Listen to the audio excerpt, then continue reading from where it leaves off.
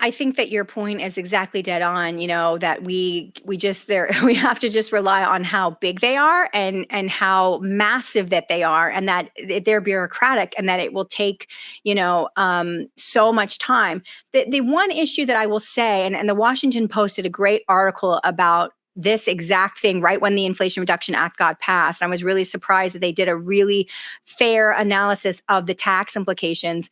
And, basically their point was that we have over 51 last year in 2021, 51% of all audits of all exams, everything, 51% were on people in America that made less than $75,000 a year.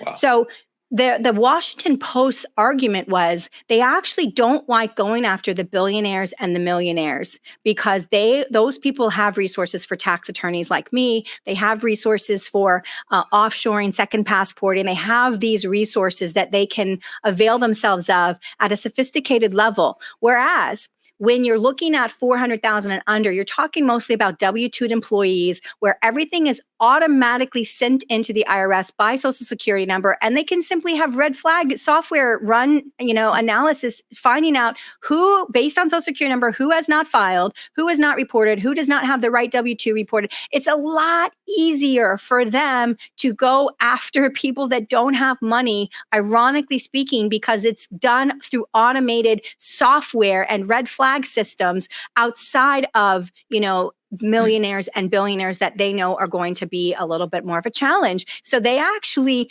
if they want to raise revenue, they don't necessarily start at the top, Matt. And that's just a truth.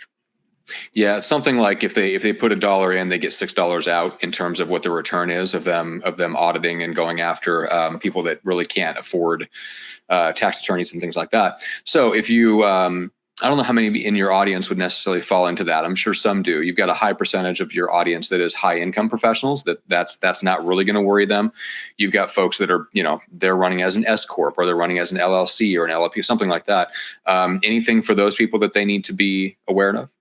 Well, I think that, what the biggest threat to all of us is right now, and this is something that we all need to, vote and care about. And it's happening without any kind of vote, without any kind of actually campaigning. It's just actually now being assumed that it's the next thing that will happen and we don't get a vote or a choice. And that is digital dollar. We're going to be in beta testing on digital dollar and by December. And Biden's administration came out yesterday and said they want us on digital dollars by May of 2023. This is happening so fast, Matt, that if we don't stop it and say something, we're going to lose cash and currency completely. And then you are in a system of technocratic slavery in which you and I can do nothing to do anything about any kind of tax because everything that is paid to us and everything that we spend is 100% tracked. There is no more anonymous transactions of